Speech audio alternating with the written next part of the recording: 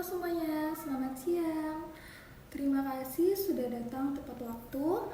Hari ini kita akan bersama-sama membahas topik yang sering kita alami, yaitu cara mengelola perasaan dan membangun hubungan dengan orang lain.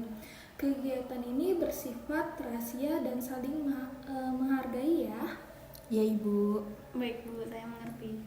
Bagus, saya ingin kalian berbagi perasaan yang sering muncul belakangan ini, terutama yang berkaitan dengan hubungan dengan orang lain.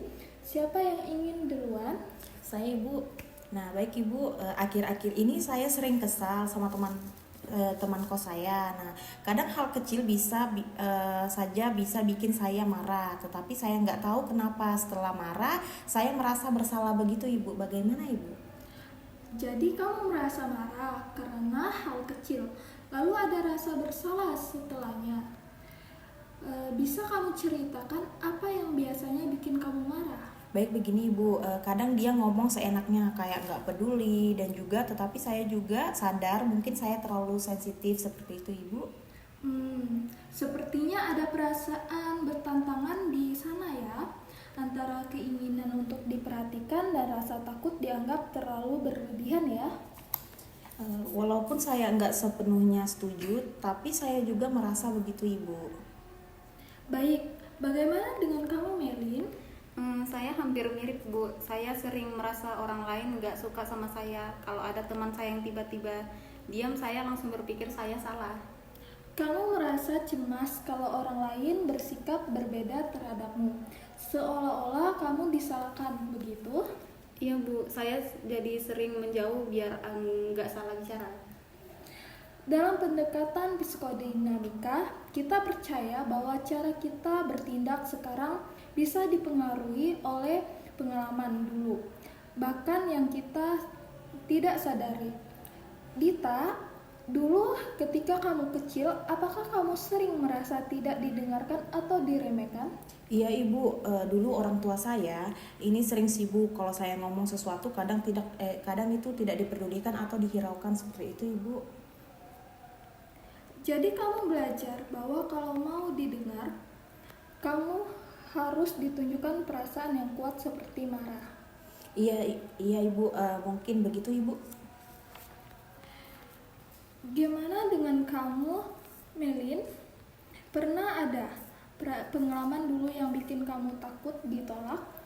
Iya, dulu saya sering dibandingin sama kakak. Kalau saya gagal, orang tua langsung kecewa. Jadi saya takut mengecewakan orang lain.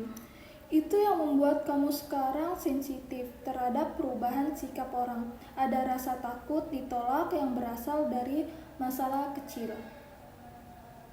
Dari cerita kalian, nampaknya emosi kalian sekarang muncul karena adanya konflik batin yang belum selesai antara keinginan ingin diterima dan takut ditolak.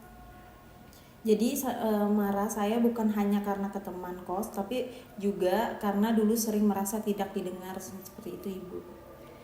Betul, kamu mulai memahami arti dibalik perasaan, itu langkah penting. Saya juga baru sadar rasa takut saya ditolak bukan karena teman, tapi karena masa lalu saya sendiri. Kesadaran ini bisa membantu kalian memahami sumber perasaan, bukan hanya gejalanya.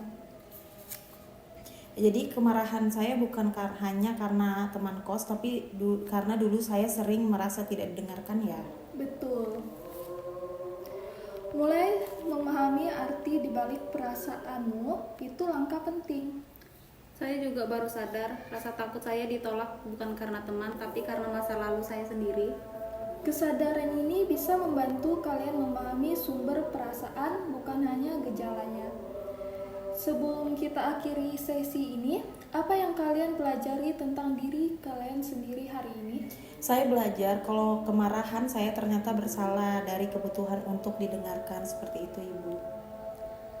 Saya sadar saya perlu lebih percaya diri dan gak selalu menyalahkan diri sendiri. Bagus sekali. Langkah berikutnya, cobalah menulis jurnal emosi setiap kali muncul perasaan negatif. Catat situasinya, reaksi kamu, dan apa yang mungkin memicunya. Itu akan membantu kamu lebih sadar terhadap proses batinmu. Baik Ibu, terima kasih Ibu. Sama-sama, terima kasih sudah terbuka hari ini. Sampai pertemuan berikutnya, kita akan belajar bagaimana cara menyalurkan emosi dengan sehat. Baik Ibu.